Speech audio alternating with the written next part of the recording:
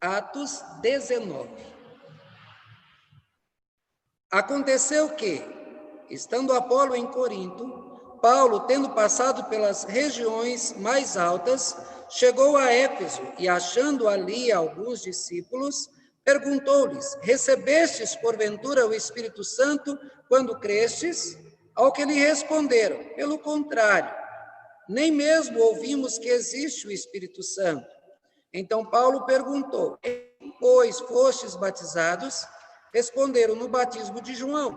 E disse-lhes Paulo: João realizou o batismo de arrependimento, dizendo ao povo que cresce naquele que vinha depois dele, a saber, em Jesus.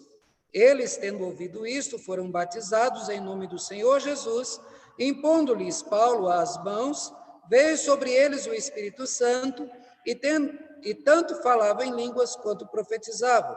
Eram, ao todo, uns 12 homens. Feche seus olhos, vamos orar novamente. Senhor Deus, nosso Pai, nesta noite, Senhor, de alegria, porque estamos, Senhor, de volta ao trabalho. Também, Senhor, contentes pela Tua direção, sabendo que tudo que aconteceu aqui, Senhor, esteve debaixo da Tua vontade, esteve, Senhor, aos Teus cuidados, e o Senhor proporcionou paz durante todo esse período em que estivemos fora, Pai. Senhor, eu quero neste momento pedir, Senhor, pela irmã Maria das Dores. A Tua serva, Senhor, espera ansiosamente, Senhor, por uma cirurgia, Senhor, há vários dias, e nós clamamos a Ti. Que o Senhor tire os empecilhos, Senhor, que estão impedindo a irmã de fazer essa cirurgia, para que assim em breve ela possa, Senhor, grata a Ti, poder retornar para a sua casa. Senhor, abençoe também, Senhor, os demais irmãos que estão enfermos, abençoe os idosos, abençoe, Senhor, aqueles que estão internados, aqueles que estão enfermos em casa, esteja, Senhor, ao lado deles, Pai, fazendo o milagre da vida acontecer deles, Senhor, para que curados, eles possam reconhecer que foi o Senhor que lhes fez o bem. Senhor, muito obrigado por tudo, Pai. Nós oramos, Senhor, em nome de Jesus. Amém.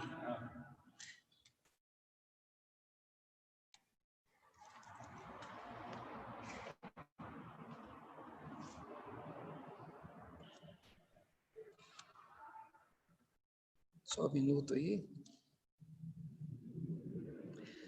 Meus irmãos, Atos, capítulo 19, dos versículos 1 ao versículos 41, ele aborda um assunto bem interessante para nós, porque ele trata para nós sobre desafios. Todos nós, desde os primeiros momentos da nossa existência, nós enfrentamos desafios. Eram milhões de espermatozoides e um chegou lá. Foi o primeiro desafio que nós enfrentamos, do nascer. E aí, então, vem os primeiros passos. O desafio de soltar a segurança e poder andar. O primeiro dia de aula, ao deixar a mãe e poder estudar. O primeiro emprego. Viver é um grande desafio e nós temos, então, que vencer esse desafio para poder viver. Irmãos, qual foi o maior desafio que vocês enfrentaram na vida de vocês? Esse desafio, ele exigiu luta, ele exigiu empenho, ele exigiu investimento. Para vencer, você teve que sacrificar, teve que lutar, teve que se empenhar e, no fim, cheio de cicatrizes, de cansado, esgotado, você então olha para trás e diz: venci. Aqueles que desistem do desafio, eles sofrem. E assim é com todos os desafiados em qualquer assunto da sua vida. É difícil. E se não fosse difícil, não seria desafio. Então, meus irmãos, desafiados, nós temos que lutar com todas as nossas forças até chegar na linha de chegada. Quem desiste terá que sofrer pelo resto da vida com a péssima sensação de derrota. E o derrotado sabe: eu me derrotei, eu desisti. Nós olhamos a história da igreja, nós percebemos que a igreja sempre foi desafiada desde os seus primeiros passos. A gente vê a igreja, do seu início, sofrendo perseguições de judeus e de gentios. Ela foi desafiada a pregar o evangelho até os confins do mundo.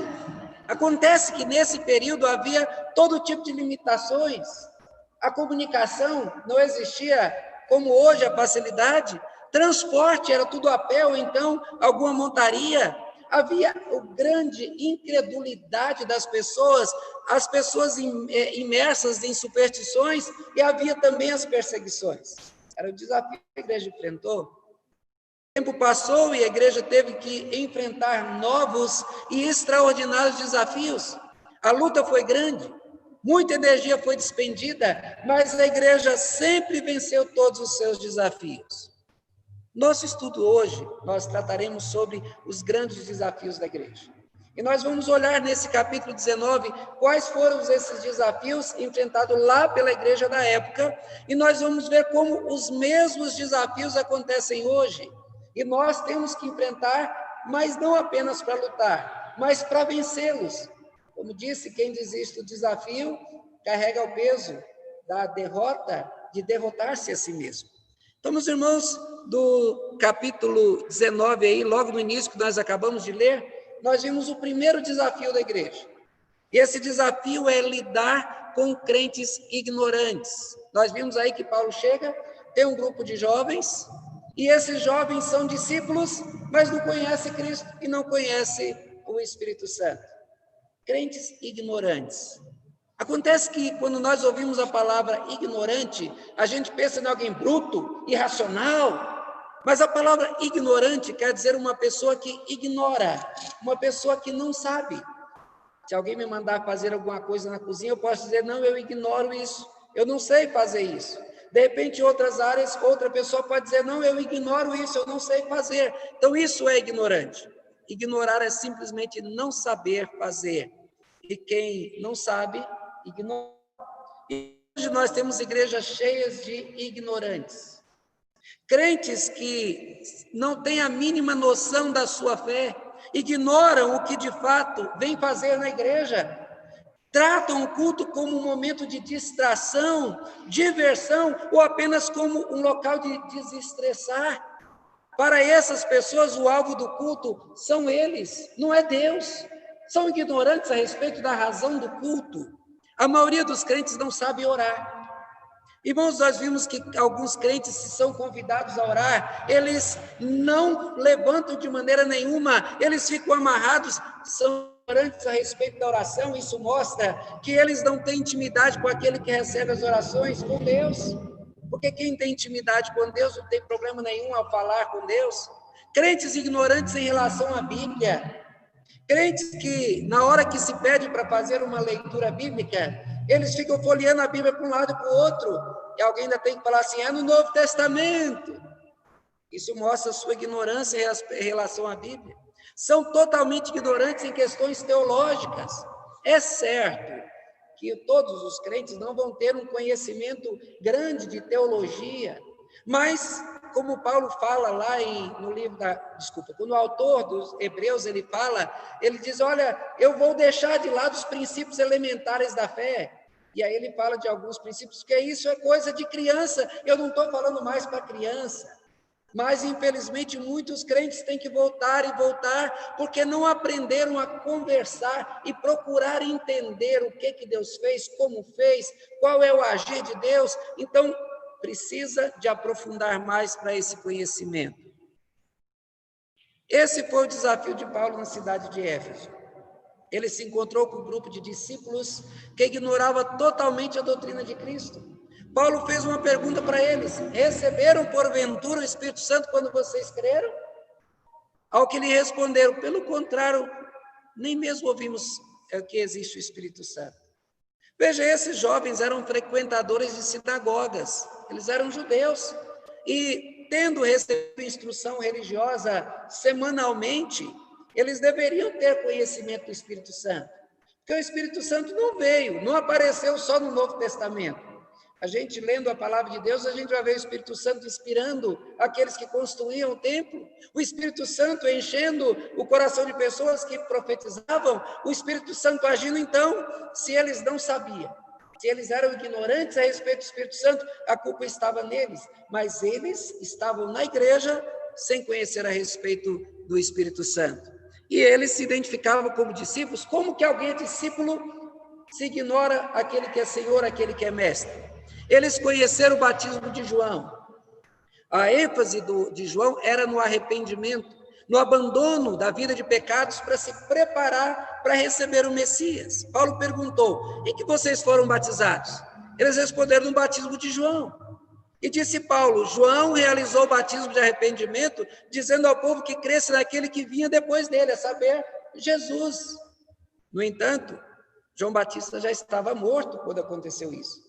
Eles eram discípulos de João, mas João tinha perdido a cabeça e eles ainda estavam seguindo João. A missão dele tinha chegado ao fim. Jesus, o Messias, já tinha vindo, já tinha vivido, já tinha morrido, tinha ressuscitado, estava no céu.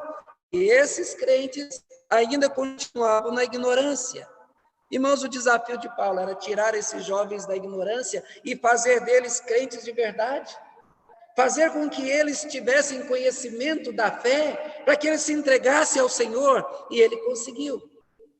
Eles, tendo ouvido, foram batizados em nome do Senhor, e Paulo, impondo as mãos, veio sobre eles o Espírito Santo. Pronto, agora eles saíram da ignorância, e agora eles são como todos os outros crentes, cheios do Espírito Santo e conscientes, tiveram seus corações inundados pelo Espírito, e seus corações receberam vida.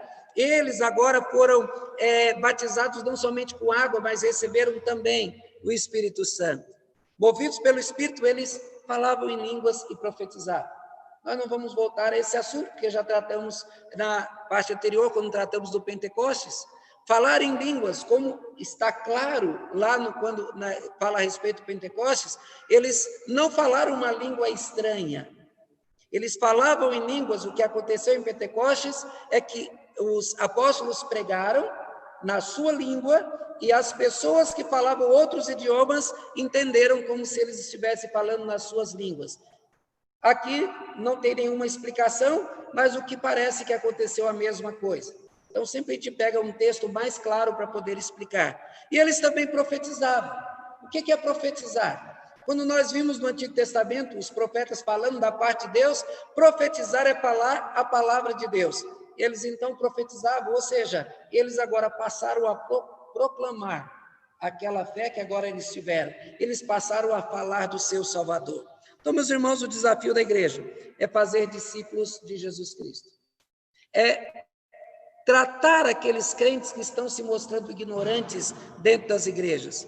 É fazer com que eles deixem a ignorância, ou seja, conheçam a razão de ser da sua fé, conheçam o que Deus fez da sua vida, para que de fato sirvam de verdade.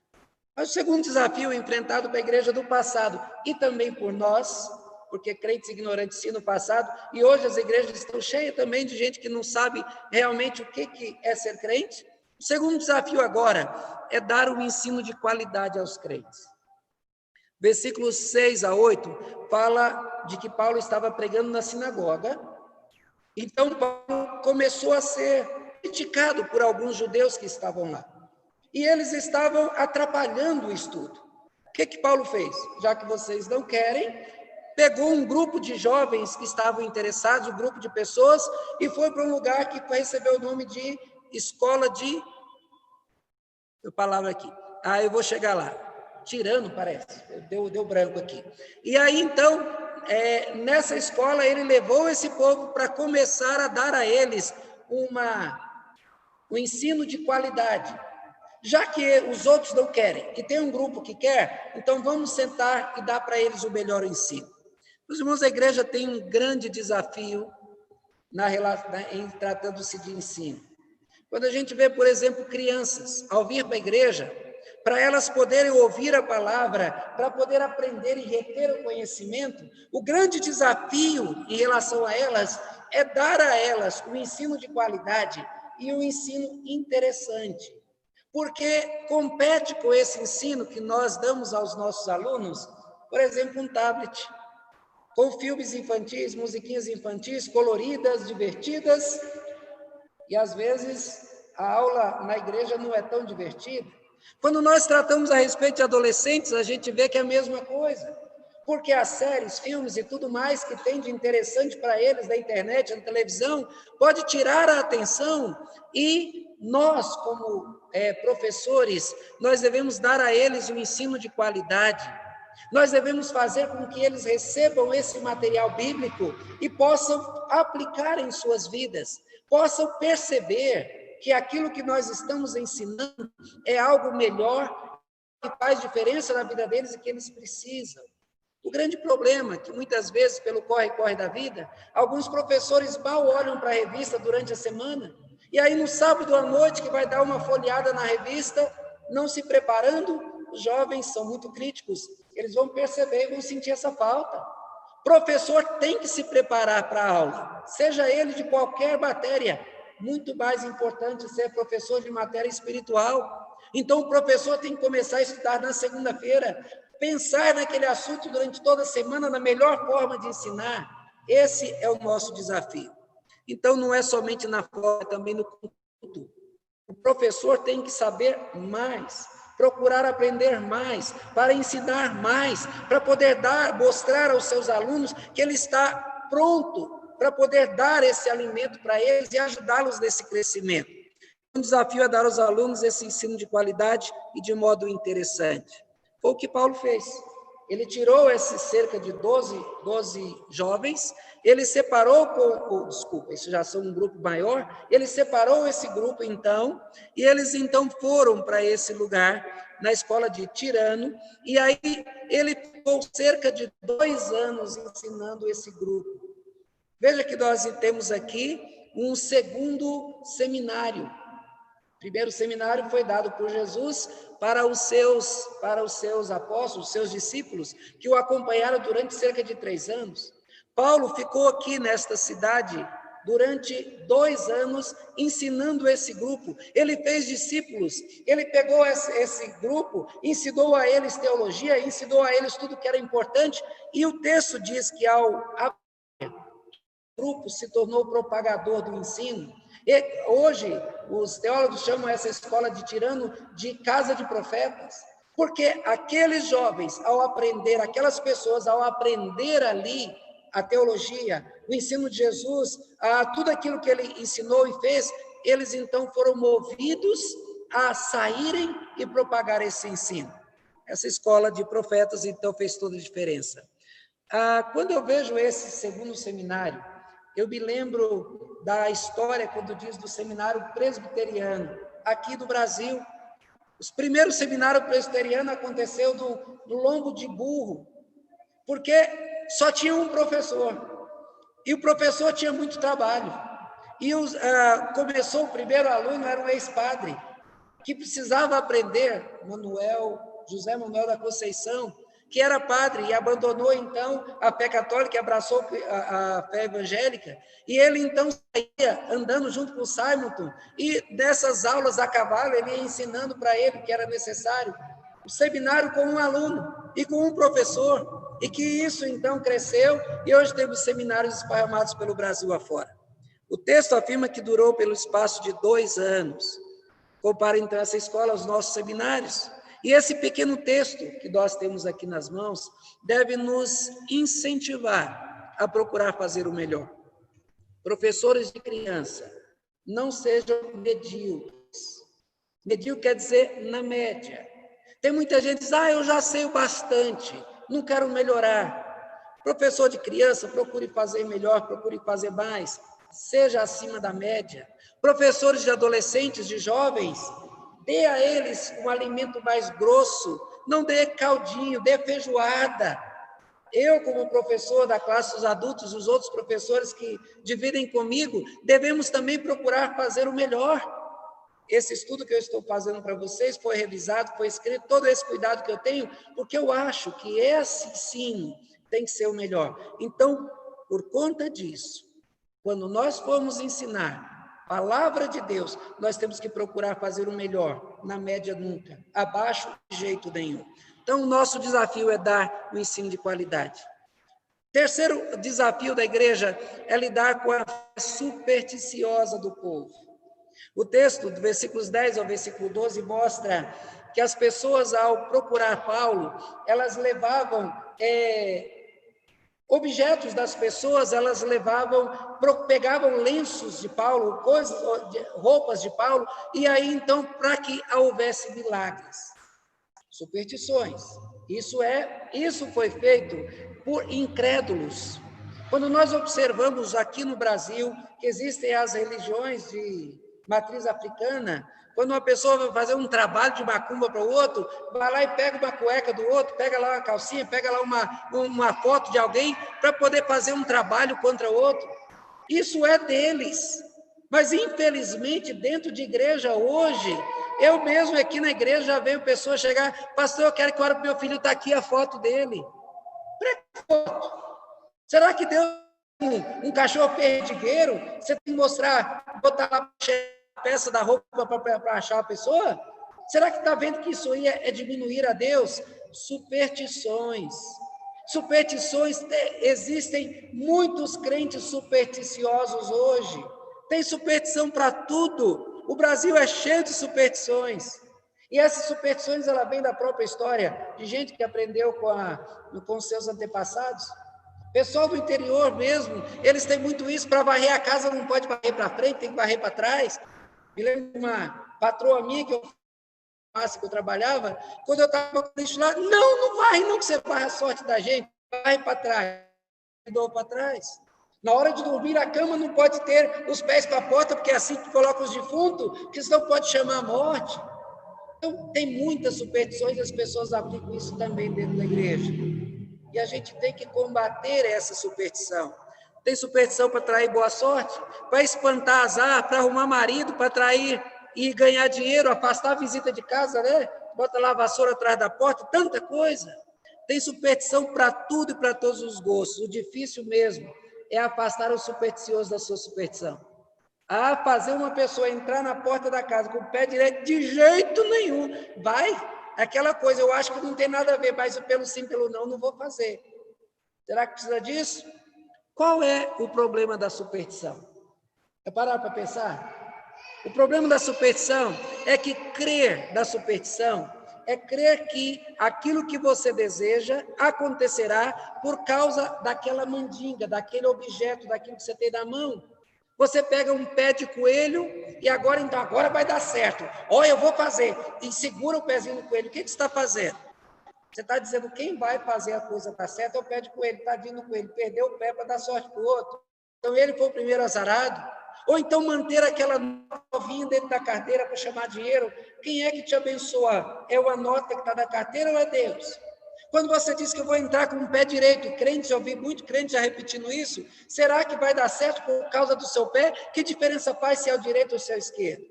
Então, meus irmãos, no texto nós vimos que Deus usou a mão de Paulo para fazer muitos milagres. E uma das explicações para tantos milagres no passado e não haver tantos hoje, é porque na época precisava de que o evangelho chegasse às pessoas e a maneira que Deus usou também para atrair essas pessoas. Seria uma confirmação do poder de Deus sobre os deuses. Hoje nós já conhecemos o poder de Deus, já temos a história, nós não precisamos da confirmação de algo que já foi confirmado. Para receber milagres, muitos crentes então usavam as suas superstições. Aqui no Brasil é comum pessoas fazerem isso até hoje, e isso tem feito com que pessoas se desviem do Senhor. Jonas 2,8 diz: aqueles que se envolvem com a idolatria abandonam aquele que lhes é misericordioso. Também a superstição são assim. Aquelas pessoas que se envolvem com superstições abandonam a Deus. É muito fácil uma pessoa se apegar a essas superstições, porque o seu pai cria, o seu avô cria, o seu amigo passa de um para o outro. Observe o texto. A ponto de levarem os enfermos lenços e aventais do seu uso pessoal, diante dos quais a enfermidade fugiram das suas vítimas, e os espíritos malignos se retiravam. Acontecia milagre? Parece que acontecia. Deus, por misericórdia, ele fazia com que o milagre acontecesse. É por causa da peça de Paulo? Não. Hoje tem um pastor aí que ele passa toalhinha e que ele diz que milagres acontecem. Um rapaz que devia não sei quantos R$1.000, ele pegou a toalhinha do pastor, isso lá falando na televisão, e foi lá e passou na maçaneta lá do banco, e a conta dele foi zerada, ele não devia mais nada. Mas a conta... Então veja, isso acontecia, isso nunca foi ensinado por Jesus. Eles pegavam objetos de Paulo como tendo poderes milagrosos, assim manifestava uma fé mística, precisava ser combatida. Quando nós vimos isso acontecer e vimos as pessoas pegar isso como exemplos para aplicar na vida da igreja, a gente vê que estão fazendo errado. Os crentes deveriam ensinar aqueles que estão lá de fora. Os crentes não deveriam pegar isso para fazer a igreja. Ou seja, a igreja está sendo influenciada pelo candomblé, pela umbanda, está sendo influenciado pelos outros. A gente vê, por exemplo, a Igreja Universal, quando ela começou a sua atuação, muitas pessoas do candomblé entraram para a igreja. E logo depois nós vimos práticas que eram do candomblé sendo feitas na igreja. E se esparramou por várias outras. Isso está errado, precisa ser combatido. Essas pessoas se esquecem, primeiro, que Deus é soberano, Ele reina sobre todos. Deus é onipotente, Ele tem todo o poder.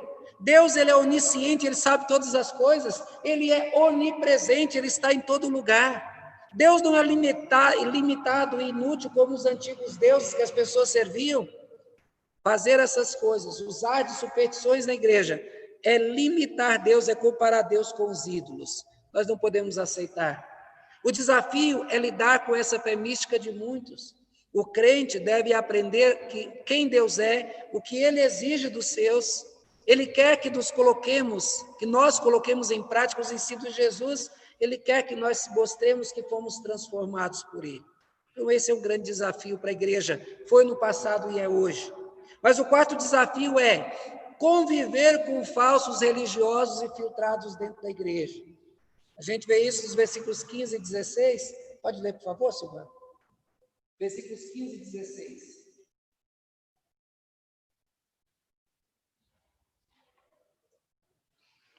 Pode ler.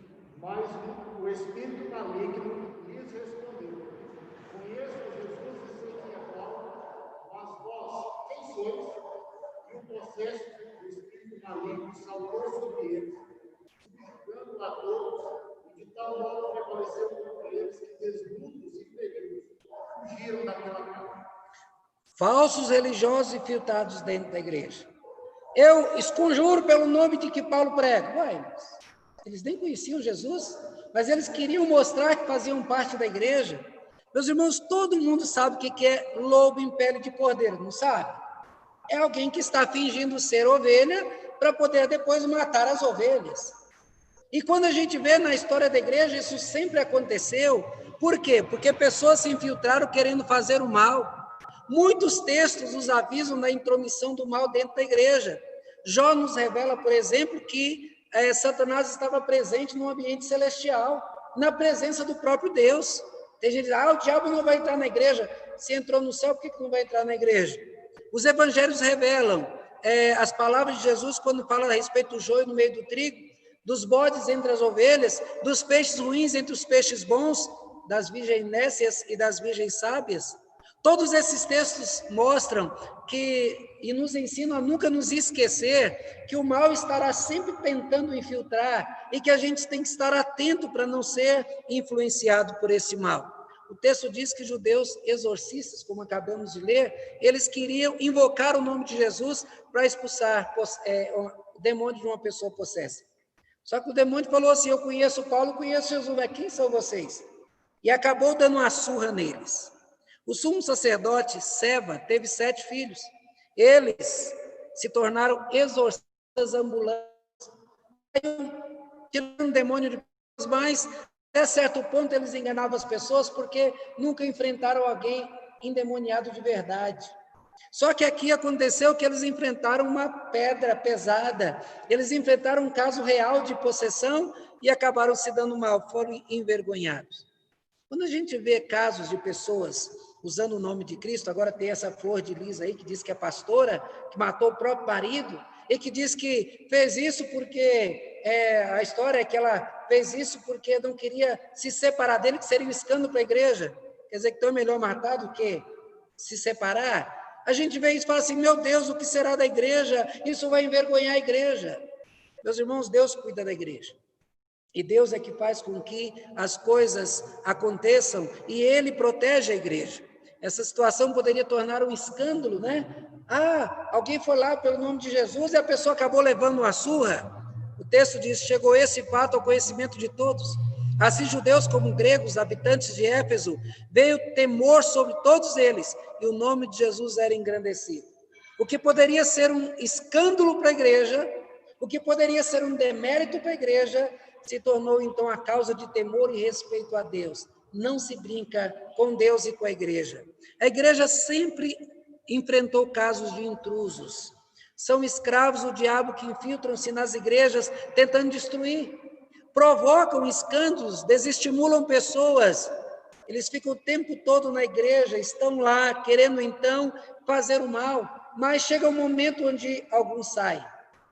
1 João 2,19 diz: eles saíram do meio dos nossos, mas na realidade não eram dos nossos, pois se fossem dos nossos teriam permanecido conosco.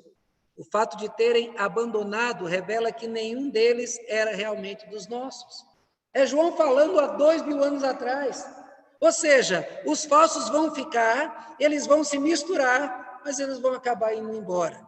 Não devemos ficar apreensivos, pois casos como o desses jovens vão continuar a existir.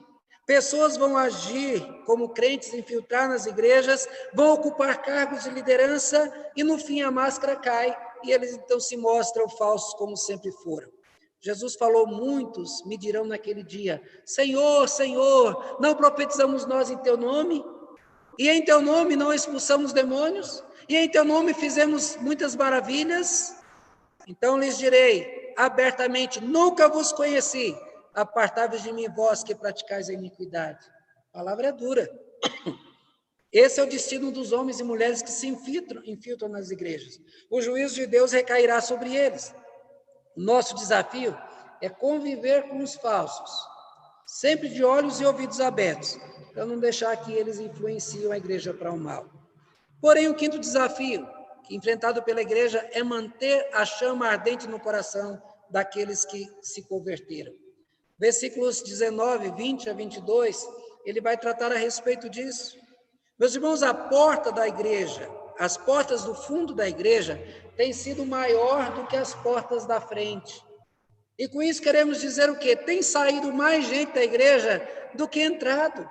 Se a gente fosse contar, por exemplo, estou aqui há 7 anos, se todos aqueles que saíram da igreja estivessem aqui, nós seríamos, eu creio que mais do que o dobro de pessoas. Sai muito. Muitos são aqueles que se mostram admirados, apaixonados, choram nos cultos, levantam as mãos nos seus louvores, oram com fervor, professam sua fé com ardor, são batizados e festejam esse ato. No entanto, acontece alguma coisa, alguma briguinha, alguma discussão, alguma situação pessoal, algum problema nesse relacionamento, e a pessoa então procura uma outra igreja, procura outra comunidade, ou desiste da fé. Abandonam. Meus irmãos, para o crente, o dia da conversão, crente de verdade, o dia da conversão é a ocasião mais importante da sua vida, é o dia que ele nasceu espiritualmente, a vida é restaurada, os sentimentos ficam aguçados, a alegria inunda o coração, passam a ter prazer em louvar a Deus, ele passa a ter prazer ao se doar para o Senhor. Isso é um acontecimento da vida do crente. O desafio da igreja é manter essa chama ardendo nos corações dos crentes. Um dos principais problemas dentro da igreja são os relacionamentos. Eles são a causa de muitas baixas. Pessoas têm problemas com pastores, e têm com outros irmãos. É inevitável. Meus irmãos, é inevitável porque nós pensamos de modo diferente. Se você conversar com uma mulher, pensa diferente, com uma mulher, com outra mulher, pensa diferente.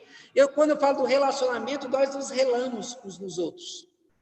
Nesse estar próximo, nós nos relamos. Acontece que os meus espinhos ferem o meu irmão, e os espinhos dele me ferem também. O problema é que nós valorizamos tanto esses problemas, tanto essas discussões, e menosprezamos aquilo que Deus fez por nós. Problemas pequenos são tratados como grandes, e o grande investimento de Deus por nós é relegado a zero. Nós deveríamos valorizar mais a Deus.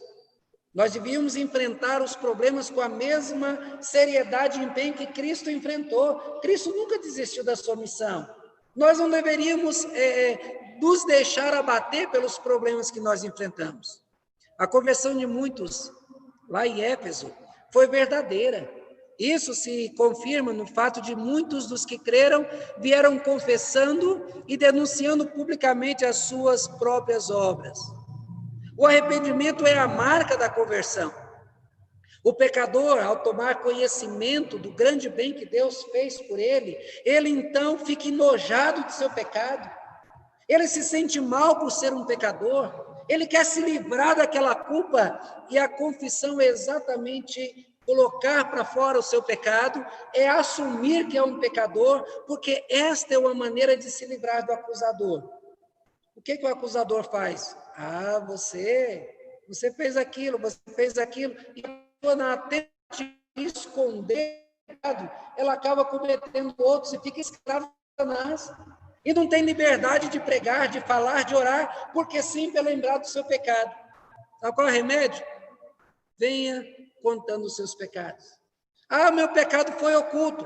A Bíblia fala a respeito da confissão e do valor da confissão. Porque uma vez que o seu pecado é confessado, mesmo que você tenha que sofrer consequências por ele, você vai se livrar do acusador que vai apontar o dedo contra você.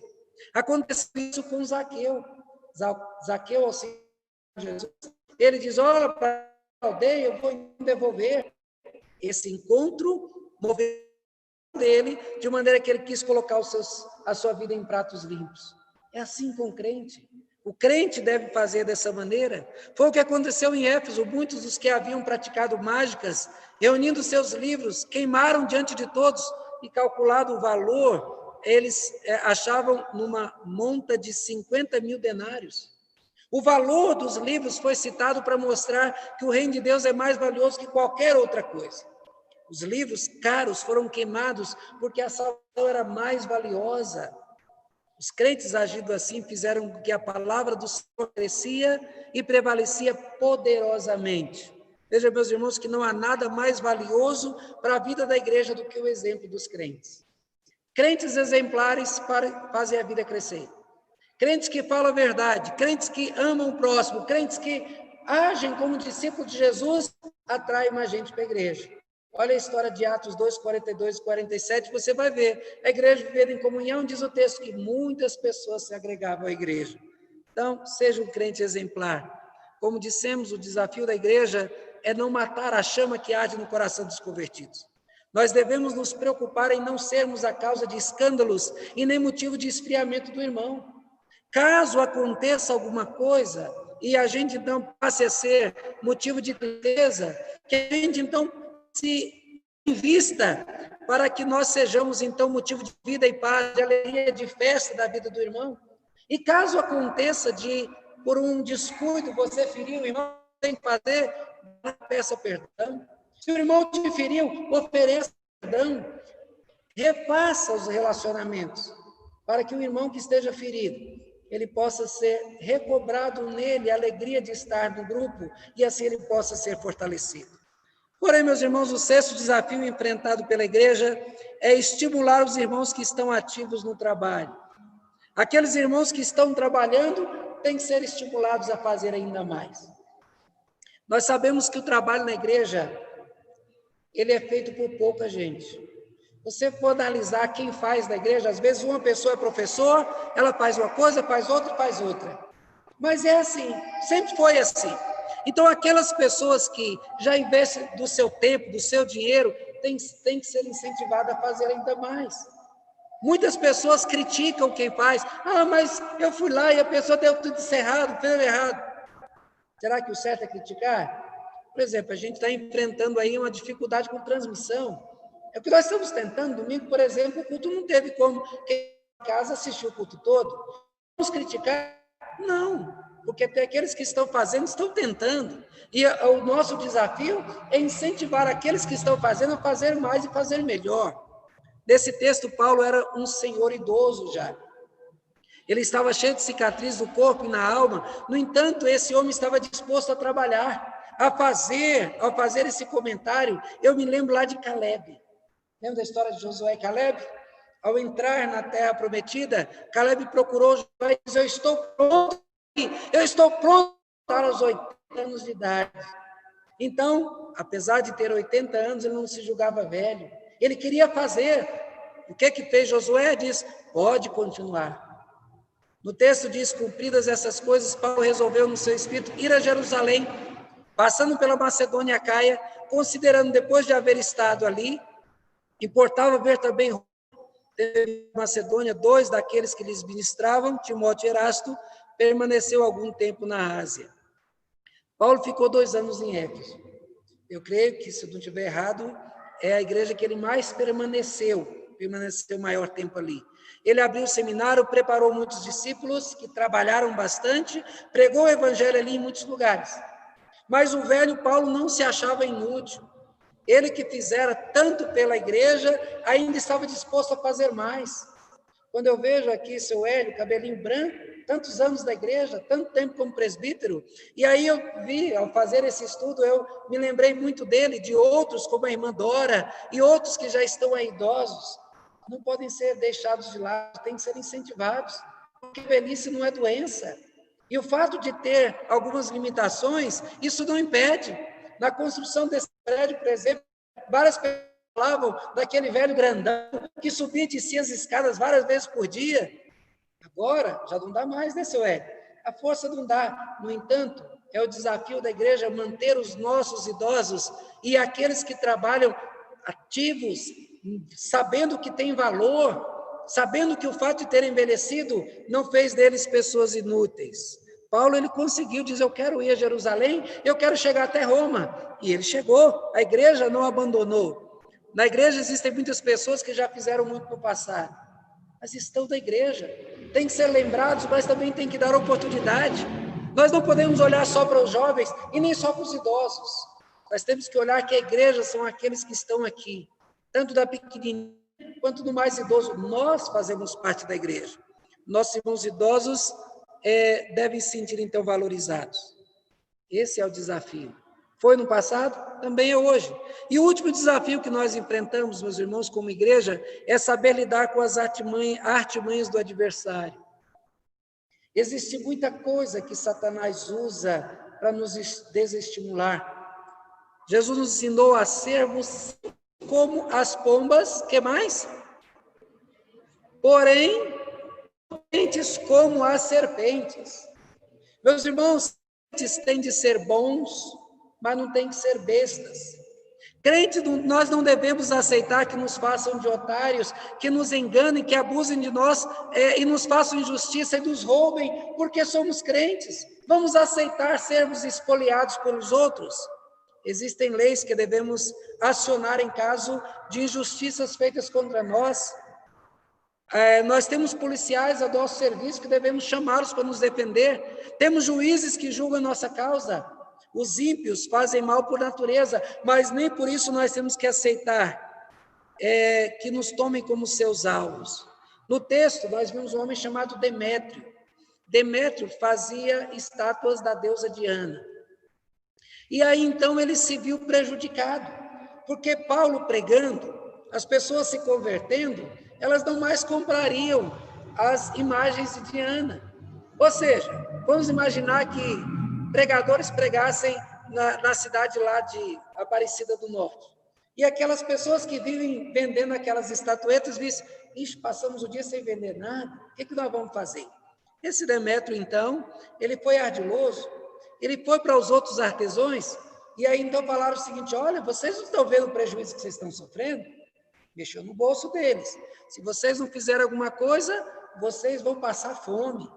Mas ele também, na sua malignidade, ele falou assim, e nossa deusa Diana, se a gente não fizer nada, o templo da nossa grande deusa vai virar em ruínas. Esse povo, então, vai até no meio da praça e começa a gritar, grande é a deusa Diana, grande é a deusa Diana. Ali tinha um seguidor que começou a gritar também, daqui a pouco tinha uma multidão. Vejam, meus irmãos, que sempre uma pessoa que faz o mal, ela quer ganhar outras pessoas para poder fazer o mal junto com elas. Com o apoio dos artesãos, com o apoio da multidão que estava grande a Diana dos Efésios, uma grande multidão se fez, e o texto diz que a maioria nem sabia o motivo porque estavam reunidos. A multidão toda gritando, grande é a Diana dos Efésios, e eles nem sabiam por quê. É assim que tem sido a multidão, sempre a massa de manobra. Chama um grupo, e aí paz, e eles queriam então julgar Paulo, queriam que Paulo fosse apedrejado, queriam que Paulo fosse expulso da cidade. Mas o que aconteceu? Satanás, que sempre usa os seus exércitos para trabalhar, tanto espiritual como homens e mulheres, ele tem se unido contra a igreja. Eles lutam sujo, eles atacam as nossas bases para nos enfraquecer, para que quando estamos fracos ele possa dar o golpe final. Tudo é feito na surdina. Ele tira o nosso tempo para nós não participarmos dos cultos com os nossos filhos, colocam filmes ótimos para chamar a atenção dos jovens exatamente no momento daquela programação, eles colocam conflitos familiares para nos desestimular, como já vi muita gente deixar de participar da ceia, que na hora de sair da igreja o marido brigou com a mulher. Isso é ação satânica. Meus irmãos, nós devemos estar preparados para lidar com essas situações. Nós temos de ter os olhos bem abertos e ouvidos atentos para nós não nos acomodarmos com a aparente paz. Porque há uma guerra espiritual. Satanás está armando sempre. Se vocês viram, essa discussão veio no grupo do Sínodo, lá em São Paulo, Dória, ele agora fez um decreto lá que não vai usar mais a CDC antes de Cristo, depois de Cristo. Coisas que parecem sem significância, mas isso é o inimigo agindo contra a igreja, contra a fé cristã, para tirar tudo aquilo que diz respeito a Cristo, porque diz que nós somos um país laico. É nada. O fato de a CDC antes de Cristo, depois de Cristo, isso é para tirar o nome de Cristo da história. Nós devemos estar preparados para enfrentar situações como essa. Nós devemos, então, enfrentar o inimigo e os seus ataques. Aquela multidão se tornou, então, usada por eles. Eles queriam fazer mal. Acontece o seguinte: veio, então, o líder e disse: se Demétrio e os artífices que acompanham têm alguma queixa contra alguém, há audiências e procônsules que se acusem uns aos outros. E, havendo dito isso, dissolveu a assembleia. Os enganadores, então, eles foram desmascarados. Então, o que nós estamos falando, como enfrentar o inimigo. Como é que a gente enfrenta? Nós enfrentamos na justiça. Se for necessário colocar advogado, que a gente faça, mas nós não podemos ser espoliados. Nesse estudo nós tratamos dos grandes desafios da igreja. Nós vimos que nós temos que lidar com a ignorância dos crentes. Crentes que estão na igreja e não sabem nada da sua fé. Temos que dar um ensino de qualidade aos nossos crentes, seja para adulto, para jovem, para criança, para adolescente, tem que ser de qualidade.